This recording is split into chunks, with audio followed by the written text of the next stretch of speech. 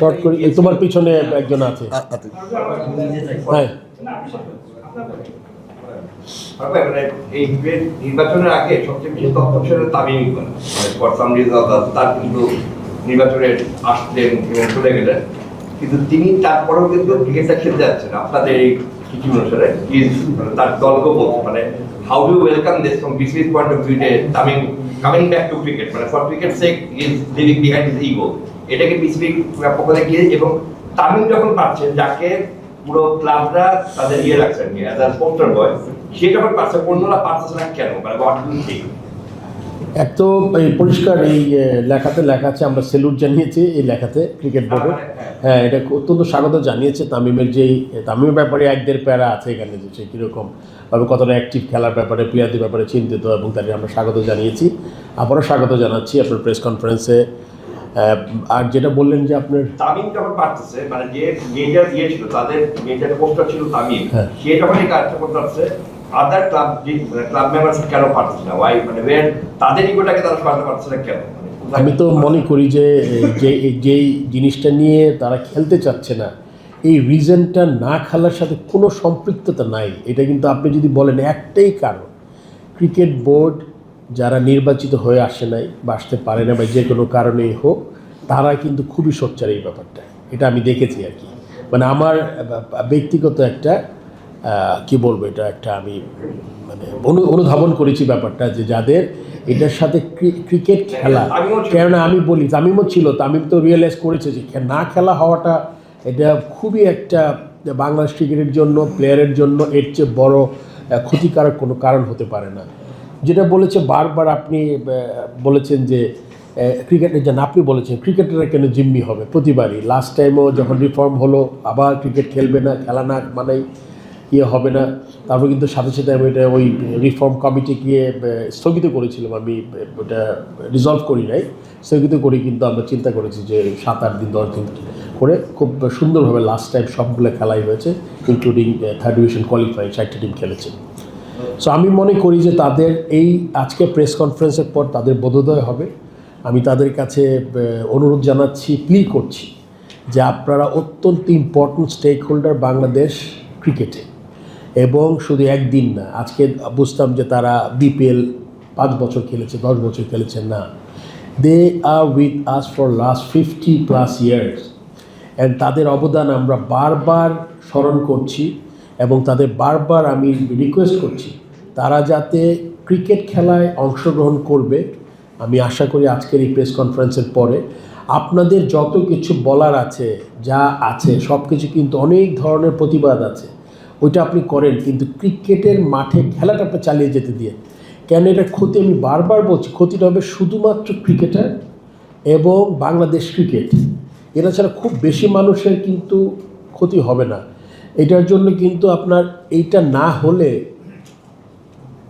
ধরে নেবেন যে ক্লাব খেলতে চায় না, ক্লাব ক্রিকেটটা হলো না, তখন টুর্নামেন্ট হবে, মানে কিছু একটা বোর্ড তো বের করবে যে যাতে ছেলেগুলোরা মাঠে রাখা যায়, তাই না? এটা তো বোর্ড তো বসে থাকবে না, বোর্ড অ্যাজ এ হোল চিন্তা করবে যে আমাদের যদি খেলা না হয় তাহলে আমরা কী করতে পারি, আমাদের খেলা মাঠে আনতে হবে। তখন বিজয় দিবস ক্রিকেট, এই মানে বিভিন্ন ফর্মের ক্রিকেট হবে যাতে প্লেয়াররা খেলতে পারে। সো তখন তো আপনার জিনিসটা ঠিক হবে না। তো আমি চাই, এখনও বলছি ক্রিকেটে মানে মানে আপনার ক্লাবগুলোকে, যে আপনারা এটা বন্ধ করে খেলাটায় অংশগ্রহণ করেন, তারপরে যা যা আছে ওইটা আমরা পরে অবশ্যই আমরা আলোচনা করে ঠিক করে ফেলতে পারি। আর 45টা ক্লাব, এই সংখ্যাটাও কিন্তু আমরা আসলে মুখে মুখে শুনছি আর কি। 45টা ক্লাবকে আসলে 45টা ক্লাব কিনে এটা আমরা জানি না। ওই যেহেতু যদি আমরা চিঠি পাইতাম ক্রিকেট বোর্ড যে এই আমরা এক্স্যাক্টলি আমরা এই লিগে আমাদের পক্ষে অংশগ্রহণ করা সম্ভব না, এরকম কোনো চিঠি ক্লিয়ার করে চেয়ারম্যান পাই না। এটা শেষ, তাহলে কিন্তু প্রেস কনফারেন্স শেষ হবে না তাড়াতাড়ি, এটা আগায় যাই। বোর্ড মেম্বার তখন ছিলেন না, যারা এখন তাদের ভাষায় প্রতিবাদ করছেন, তারা যদি কখনো বোর্ডে আসেন, তারা যদি একই ভাবে বলেন আমরা তো তখন বোর্ড মেম্বার ছিলাম না, এটাকে জাস্টিফাই। আচ্ছা, এটা এদিক থেকে তোমার এই কোশ্চেনটা পরে অ্যানসার করতেছি, এদিকে নেই। আমি সিজিএমের চেয়ারম্যানের কাছে আমার প্রশ্ন, চেয়ারম্যানকে একটু বলতে দিন, ক্লাব ক্রিকেট অর্গানাইজেশন কি আপনাদের নিবন্ধিত কোনো সংগঠন কিনা, আর এদের কি কোনো আপনার সমাজসেবা অধিদপ্তরে কোনো নিবন্ধন আছে কিনা?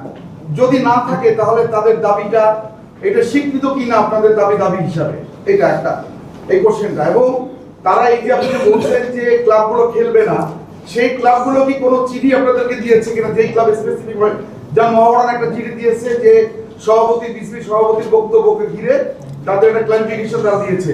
যে ক্লাবগুলো খেলবে না তারা কি তাদের প্রেসিডেন্ট সেক্রেটারি স্বাক্ষরিত বা তাদের পরিচালনা পরিষদের স্বাক্ষরিত কোনো চিঠি সিজিএমকে দিয়েছে কিনা যে তারা খেলবে না? সুনিশ্চিতভাবে বলবেন কিন্তু উত্তরটা। প্রথম হলো এ ধরনের কোনো চিঠি আমরা কোনো ক্লাবের থেকে পাইনি। আমি কিন্তু বারবার বলছি আমি 20টা ক্লাবকে নিয়ে পিকচার ছাড়ছি, প্রথম। দ্বিতীয় হলো ক্লাব অর্গানাইজেশনটা স্বীকৃত বা অস্বীকৃত এটা আসলে আমাদের বোর্ডের কাছে না, আমি ব্যক্তিগতভাবে না, কোনো সবাই আসেনি এখন পর্যন্ত, না সিজিএমের কাছে এসছে না বোর্ডের কাছে।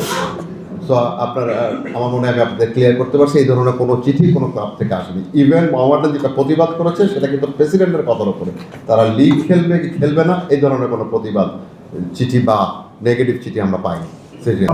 একদম শর্ট করে ফেলি, আর 3টা কোয়েশ্চেন, তারপরে হ্যাঁ মোহামেডান অবনীত দল খেলতেছে না, তবে তাদের তো আপনাদের কি মনে হয় যে এই লিগটা আসলে ঠিক কম্পিটিটিভ হবে বা আসলে এটা পরিকল্পনা যেরকম আমরা প্রত্যাশা করেনি সেরকম হতে পারবে? মোহামেডান আবাহনী তো ফার্স্ট ডিভিশনে খেলে না, প্রথম তো ফার্স্ট ডিভিশন, তারপর দেখি আমরা কি করে নেক্সট। ভাই আপনার কাছে একটা কোশ্চেন ছিল, আপনারা তো জানতেন আসলে যদি আপনারা তাদেরকে ইলেকশন করতে না দেওয়া হয় কিংবা তারা খেলবে না, আবার ঠিক মতো লিগ করার জন্য কোনো প্ল্যান, ভিন্ন কোনো প্ল্যান ছিল কিনা? আসলে এখন পর্যন্ত আর division, second division, third division কোনো কিছু হচ্ছে না, ভিন্ন কোনো প্ল্যান ছিল কিনা? আমরা খেলতেছি তো এখন আমরা খেলার এই 14 তারিখে খেলা শুরু হয়ে আছে, খেলতেছে। সেটা হচ্ছে যে আমাদের যে স্পোর্টস উপদেষ্টা রয়েছেন আর তার বোধহয় এখন তারা যখন তিনি পদত্যাগ করবেন এরকম একটা রয়েছে, যেহেতু নির্বাচন তফসিল ঘোষণা করা হবে, পদত্যাগ করলে বাংলাদেশ ক্রিকেট বোর্ডের যে কার্যক্রমগুলি বা যেভাবে চলছে, যেহেতু ওনার একটা এক জায়গায় একটা ছিল, পিছন থেকে ওনার একটা ব্যাকআপ ছিল এরকম বলা হয়, তো সেই জায়গা থেকে আপনি কি মনে হয় একটু টালমাটাল হবে কিনা বাংলাদেশ ক্রিকেট বোর্ড, এবং সবাই সেটাই মনে করছে? আসলে এটার উত্তর দিতে চাপা, আমি জানি না এটা আমি কি ইমপ্লিকেশনটা কি, আমি এক্স্যাক্টলি জানি না, আমার হাতে কিছু বলার নেই। আর 2টা লাস্ট 2 কোয়েশ্চেন।